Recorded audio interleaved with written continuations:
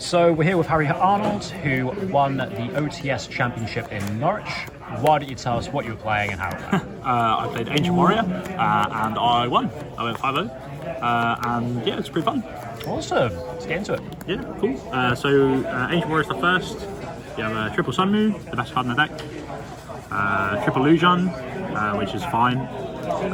2 Zuge, 2 Lufeng, 2 Donying, 2 Guanyin, because if you play more than 2, opening it is fine, but if you see multiple copies or you see it by itself, it doesn't do anything. So I only play 2, because if you see it, it's fine. If you don't see it, it's also fine.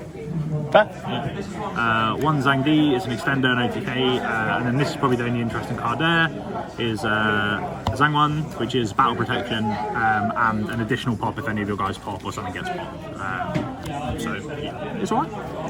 Cool. The non-Ancient Warrior monsters, I played a hand trap line of 3 Nib, 3 Ash, 2 Druis and 2 Magna.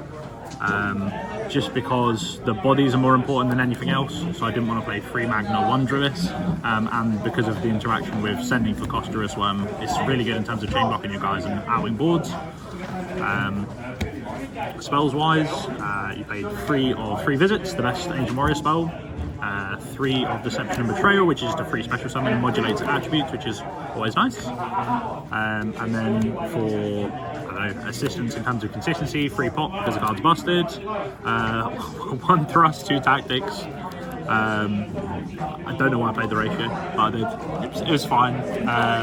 You're blinding second, so talents is always good into anything pretty much. 1 Duster and 1 Tenki. I could have played more Tenki, but the level 4s, you only want to see 1 of the level 4s, preferably the blue one, if not the green one. And if you already opened one of them, Tenki doesn't do anything. So it's not that Tenki's bad, it's just that because there's so many ways to see the level 4s before you start playing anyway, it's much better to just, it doesn't do anything by itself if you open anything else. And then the last 3 were free in terms of the traps. So it's, I think, 13 hand traps, 43 cards in the main. It doesn't really matter that it's more than 40 when you're playing Frost. It's basically everything's a free of anyway. Side deck, we played 2 Cosmic, 3 Evenly, because I'm scared of back row decks, along with the Duster in the main. 2 Barrier and 2 Fragrance. I cut 1 and 1 for Evenly slots, as well as 1 Cosmic. I cut 1 for the Evenly slots, just because I was really scared of back row, and I mean this is searchable off Frost anyway, and it didn't really matter you're blinding second. If you made you go first, then you're in a rough spot anyway. 3 Droll, just because it's not as good in the main. And then the last 3 spots were 3 Kaijus. The stats and the attribute are relevant, playing under Gozen, and because your big red one pops highest attack, so the smallest Kaijus are always the best. And then for the extra, you play 3 of the Link, which everyone knows what this card does, but also searches any Ancient Warrior card on summon, which is pretty good.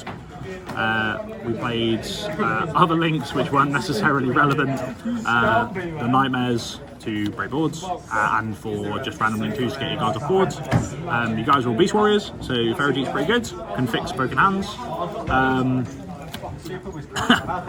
a Stag and Underclock. The arrows are good, they're easy to make, and they help with big dudes or dudes in defense and just kill for everything. A lot of you guys can attack more than once, or they're huge, so it does a lot of damage. I'm scared of good cards, and I'm scared of Ibli. Both really good. This is especially good when you're playing Bestials and playing Nib. You put a lot of guys on board anyway, so it allows you to make this a lot easier, and if they have like an IP into a lot of sprite boards, it's super easy to break.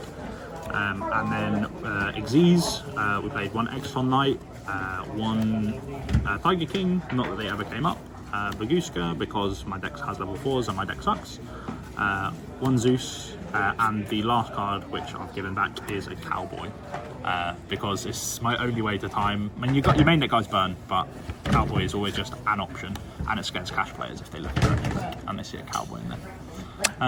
Yeah, that's pretty much it. Fair. Can you quickly go through your matchups if you remember them? Yeah, so my matchups were Tri Brigade, so Bird Up, Tri Brigade Lyrilusk, round 1, Runic, was it Runic Live Twin Sprite round 2. Round 3 was against another Live Twin Runic Sprite. Round 4 was Tier, and then round 5 was Live Twin Runic Sprite as well. So a lot of Runic Live Twin Sprite. A lot of Runic Live Twin Sprite. The deck does struggle against the Runic spells, so the hand traps definitely mitigate them getting to Fountain or being able to put up a lot of spell interaction in your turn, because you can set up a spell and trap negate but only one.